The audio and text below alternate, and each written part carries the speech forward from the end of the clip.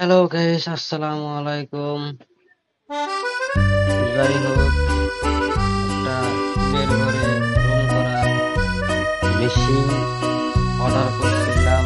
তো সেই বস্তুটা আজকে চলে এসেছে, বা আনবক্সিং করবো।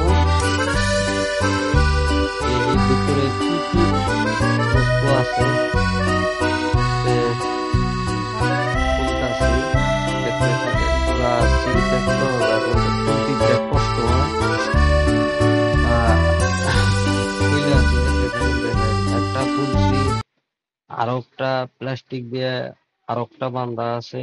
প্লাস্টিক গুলা বিরাট শক্ত, তো আসলে ছিঁড়া জানা, বা বেলের সেলেটও নাই, যার জন্য টাইনা ছিঁড়তাছি।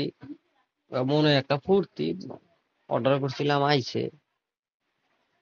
যে বস্তুটা দেখমু,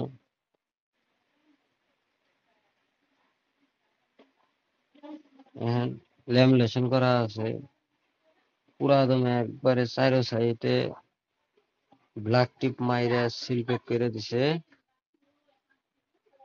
এই যে রাখেন, আর অল্প সময় লাগবো। এই যে বাইরে এসে তো কালারটা যেটা দিছিলাম সেটাই আইছে।